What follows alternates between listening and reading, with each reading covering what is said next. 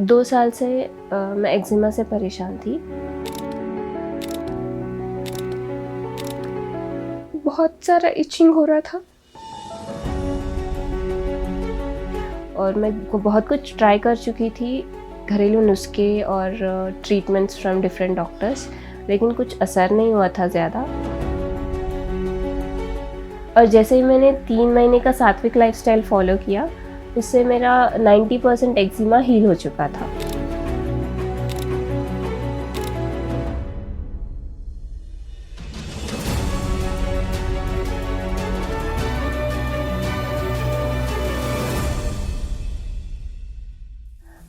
मेरा नाम श्रावणी है, मैं हैदराबाद में रहती हूँ।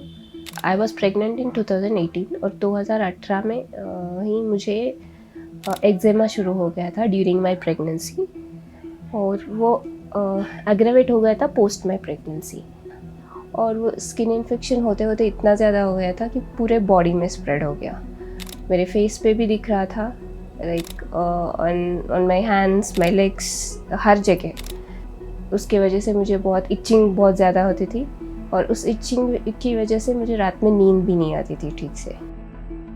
आई यूज्ड टू फील लाइक अभी मुझे कुछ नहीं करना है, मुझे सिर्फ अकेले रहना है, वैसा फीलिंग बहुत आता था। कॉन्फिडेंस कम हो गया था बेसिकली। ऑफिस जाती थी मैं उस time, this was pre Covid, तो मैं ऑफिस तो जाती थी, लेकिन मुझे उतना अच्छा नहीं लगता था। जब भी मैं ऑफिस में बैठ के काम करती थी, सडनली मुझे इचिंग बहुत ज़्यादा होती थी, तो I use to rush to washroom and then I use to itch myself, क्योंकि सबके सामने ऑकवर्ड लगता था। तो बहुत डिस्टर्ब्ड काइंड ऑफ फीलिंग होती थी मुझे उस टाइम पे। किसी ने कहा था कि नीम के पत्तों का पेस्ट लगाओ, और किसी ने कहा था कि नीम के बार्क को निकाल के चंदन के तरह उसे घस के उसका पेस्ट लगाओ। वो सब ट्राई किया, एंड चंदन भी लगाया था, हल्दी भी लगाया था, एंड मैंने बहुत सारे मेडिकेशंस भी ट्राई किए थे। ऐसा नहीं है कि कुछ यूज़ नहीं किया था, but I had to be cautious because I had a baby and I was feeding her at that time. तो कोई मेडिसिन में इंटरनली लेने के लिए भी मुझे सोचना पड़ता था, क्योंकि वो बेबी को अफेक्ट हो सकता था। एंड आई रिमेंबर एक बार तो मैं I didn't feel like taking my baby near also. बहुत सारा इचिंग हो रहा था एंड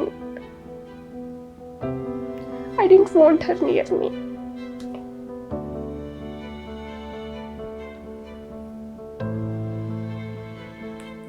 शी वाज क्राइंग, रो रही थी, बट मुझे नहीं मन कर रहा था उसे पास लेने का। मुझे पता नहीं था कि मेरे साथ क्या हो रहा है, मैं खुद कंफर्टेबल नहीं थी। उसकी वजह से मैं उसे पास में भी नहीं लेना चाहती, सब पे चिढ़ रही थी। एंड मुझे ऐसा लग रहा था कि मेरी लाइफ ऐसी क्यों हो गई, मैं ऐसी तो नहीं थी।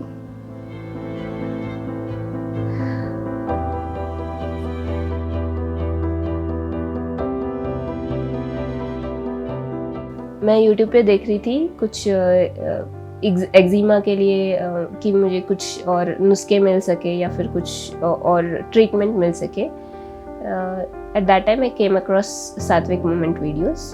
तो मुझे 3 डे जूस फास्ट का एक वीडियो दिखा, जिसमें वो लोग बात कर रहे थे कि 3 दिन जूस फास्ट करना है।